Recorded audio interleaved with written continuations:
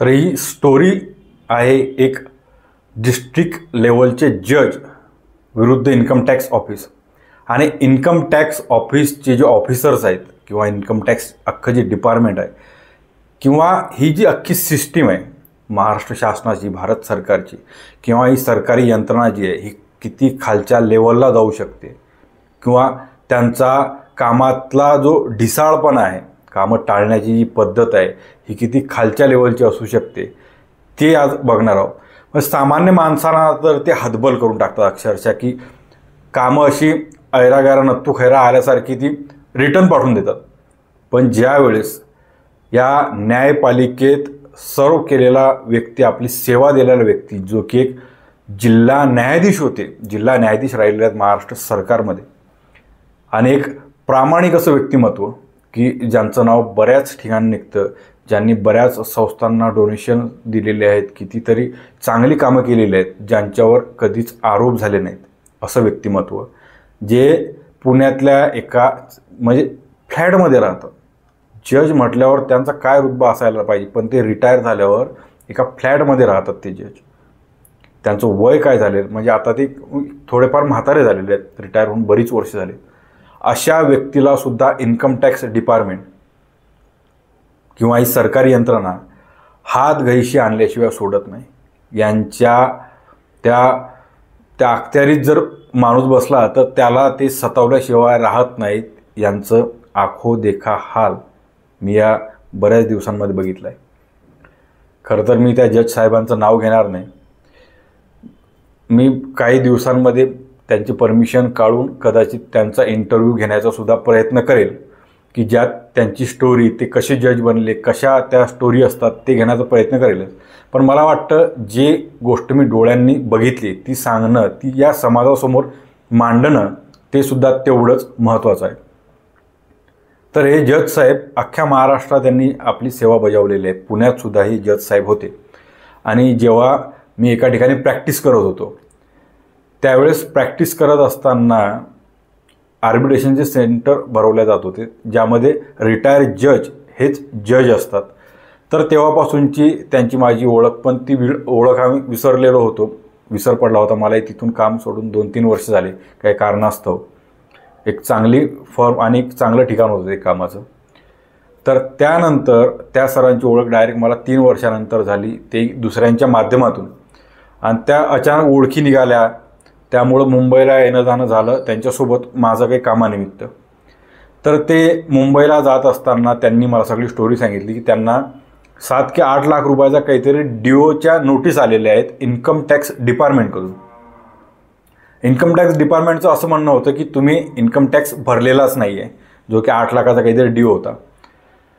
ते सरांचा जो प्रामाणिकपणा आहे हा शिवाजीनगरच्या कोर्टात किंवा अशा बाकीच्या कोर्टांमध्ये सुद्धा खूप प्रसिद्ध होता. त्यांचं वागणं, त्यांचं नेचर, त्यांचा तो सौम्यपणा आणि त्यांचं सर्वांप्रती असलेला आदर आणि प्रेम सगळ्यांमध्ये प्रचलित होतं. आणि ते मी स्वतः जवळून अनुभवलं होतं. ते जे डिस्ट्रिक्ट जज होते, त्यानंतर ते रिटायर झाल्यानंतर आर्बिट्रेशनचे सेशन आम्ही भरत होतो, त्या अरेंज करण्यामध्ये मी असायचो त्या गोष्टींमध्ये. तर मी त्यांचा स्वभाव किंवा त्यांचं नेचर कसं आहे ते मी जवळून बघितलेलं आहे. त्यांचा जो प्रामाणिकपणा, त्यांचं ते वागणं. पण अशा अधिकाऱ्याला सुद्धा ज्यावेळी रिटायरमेंटनंतर सतावलं जातं, त्यांना इन्कम टॅक्सकडून 8 लाख रुपयाच्या नोटीस आल्या की तुम्ही इन्कम टॅक्स भरलेलाच नाही. त्यानंतर ती सगळे मला सांगत होती स्टोरी. आम्ही मुंबईला गेलो. आम्ही 20 दिवसा अगोदर मुंबईला गेलो होतो. आणि 20 दिवसा अगोदर मुंबईला गेल्यानंतर ते त्या इन्कम टॅक्स ऑफिसला गेले. त्यांनी त्यांच्याकडचे सगळे डॉक्युमेंट दाखवले की साहेब ह्या त्याच्या रिसिप्ट आहेत. म्हणजे इवन इन्कम टॅक्स भरणं तर ही नंतरची गोष्ट आली. ते सर इन्कम टॅक्स हा ॲडव्हान्समध्ये भरून ठेवायचे. मग इन्कम टॅक्स भरतात तेव्हा भरतात, पण काही लोक ॲडव्हान्समध्ये इन्कम टॅक्स भरून ठेवतात. त्यांचा दरवर्षीचा इन्कम टॅक्स हा ॲडव्हान्समध्ये भरलेला असायचा दरवर्षीचा.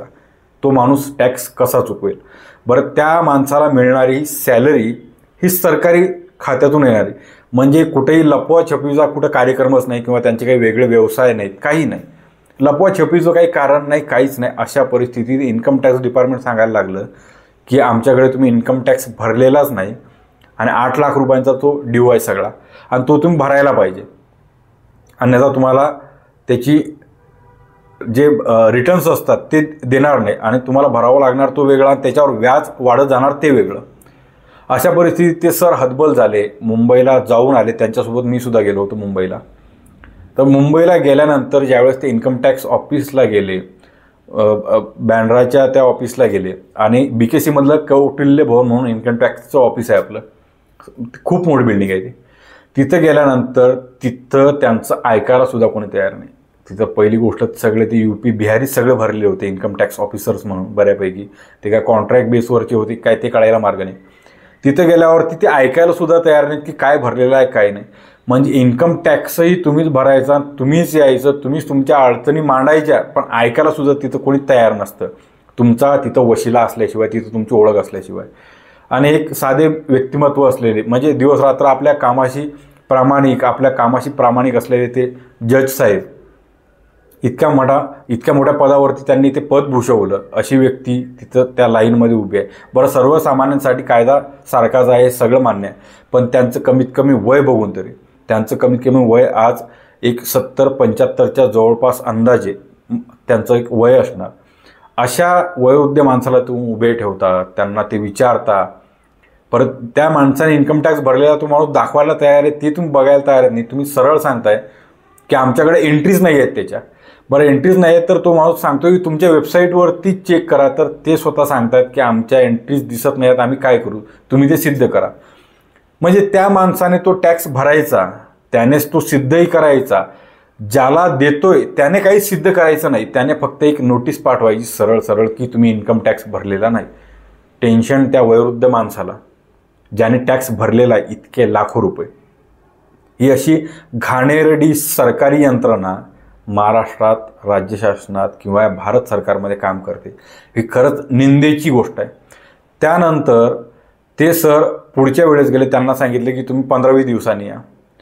अशा वेळेस ती गाडीचा खर्च 4-5 हजार रुपये, त्या ड्रायव्हरचा खर्च 1-2 हजार रुपये ड्रायव्हरचा खर्च, त्यानंतर पैशांचा जो विषय सोडून द्या, पण त्या वयोवृद्ध माणसाला होणार तो येण्या जाण्याचा प्रवासाचा त्रास, तिथं जाऊन त्या गरमीत उभं राहायचं, तेवढं गेल्यावर तिथं ऐकायला कोणी तयार नाही. मग शेवटी त्यांच्या जे मोठे भाऊ होते, लहान भाऊ होते, त्यांच्या कोणी मित्र ओळखीतले निघाले असतील, ते सुद्धा इन्कम टॅक्स ऑफिसर त्या मुंबई ऑफिसलाच राहिलेले होते आणि ते रिटायर झालेले होते. तर पुढच्या वेळेस जाताना म्हणजे आपण 4-5 दिवसापूर्वी आम्ही परत मुंबईला गेलो सरांसोबत गेल्यावरती ते जे ओळखीचे इन्कम टॅक्स ऑफिसर होते जे रिटायर झालेले त्या आतमध्ये गेले. त्यांनी धडक सगळं ओळखी काढल्यावरती सगळे जागृत झाले की अरे बापरे, हे जज होते, त्यानंतर यांना आपण अशी वागणूक द्यायला नाही पाहिजे आणि इन्कम टॅक्स भरलेला आहे काय बघायला पाहिजे. हे बघण्यासाठी सुद्धा त्या इन्कम टॅक्स ऑफिसरला न्यावं लागलं ओळखीच्या. ते नेल्यावर सुद्धा त्यांनी ज्यावेळेस हा दबाव टाकल्यावरतीच ही सगळी यंत्रणा पुढे हल्ली. आणि त्यानंतर कारण समोर आलं की त्यांची जी ऑनलाईन सिस्टीम आहे, जे सॉफ्टवेअर ते वापरतात, ते या 2-3 वर्षात बदललेलं होतं. तो कॉन्ट्रॅक्ट दुसऱ्या कंपनीला दिला, त्यामुळं बऱ्याचशा एंट्री गहाळ आहेत. 8 लाख रुपयाची एंट्रीज गहाळ आहेत. या सरांच्या तरी 8 लाख रुपयाची एंट्रीज गहाळ आहेत. जे इन्कम टॅक्स भरतात, भरपूर प्रमाणात भरतात, उद्योगधंदे करून, नोकऱ्या करून, त्यांचे अशाच एंट्री गायब असतील. मग विचार करण्यासारखी गोष्ट आहे. एखादा माणूस कमावतो, इन्कम टॅक्स भरतोय, त्यानंतरच्या त्या एंट्रीज गायब होतात. गायब झाल्यावरती सुद्धा ते नालायक इन्कम टॅक्स डिपार्टमेंट ते मान्य करायला तयार होत नाही. आणि एका वयोवृद्ध माणसाला एक डिस्ट्रिक्ट जज ज्यांनी सेवा दिलेली आहे आपल्या देशासाठी, महाराष्ट्रासाठी, न्यायदानाचं काम केलेलं आहे प्रामाणिकपणे, ज्यांचं कधी नाव खराब झालं नाही, अशा व्यक्तीला तुम्ही त्रास देताय, ही निर्लज्जासारखी गोष्ट आहे. मला माहीत नाही ते सर या विषयावर मी विचारल्यावर बोलतील की नाहीत कॅमेरासमोर, पण मला त्यांचं नाव न घेता ही स्टोरी सांगणं फार गरजेचं वाटलं.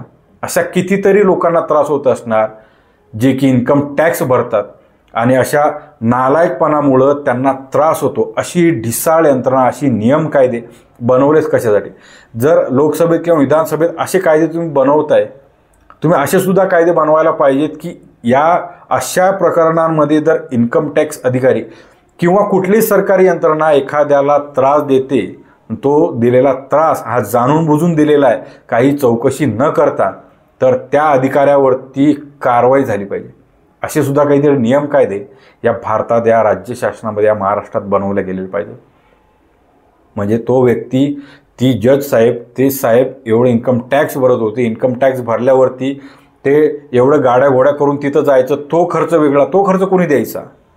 त्यानंतर जो काही इन्कम टॅक्स भरला तो भरलेला असतानाही त्यांनी सिद्ध करावं की मी भरलेला आहे, माझ्याकडे पावत्या आहेत, त्यालाच त्यांनी मिसमॅच दाखवायचं की ही मिसमॅच आहेत, यांच्या आमच्याकडे एंट्रीज नाही. अरे तुमच्या डिपार्टमेंटचं आहे सगळं ते, त्याला तुम्ही मिसमॅच म्हणताय. लाजिरवाणी गोष्ट आहे ही, अक्षरशः लाजिरवाणी गोष्ट आहे आणि इन्कम टॅक्स डिपार्टमेंटकडून घडते. अशाच तुमच्यासोबत सुद्धा काही स्टोरी घडलेल्या असतील जे की सरकारच्या काही निष्काळजीपणामुळे घडलेल्या असतील, त्यांच्या चुकीच्या नियम, कायदे आणि धोरणांमुळे बनलेले असतील, तर नक्की कमेंट बॉक्समध्ये सांगा. आपण या चॅनलवरती त्याला नक्की वाचा फोडण्याचा प्रयत्न करू. आणि या जज साहेबांना सुद्धा मी त्यांच्याशी बोलून ते जर कॅमेऱ्यावर यायला तयार असतील आणि अशाच त्यांचे अनुभवसुद्धा काही सांगायला तयार असतील जे की न्याय क्षेत्राशी संबंधित असतील, ज्यांना त्यांच्या जीवनातले काही ते प्रसंग असतील, तर मी नक्की त्यांना आमंत्रित करण्याचा प्रयत्न करेन.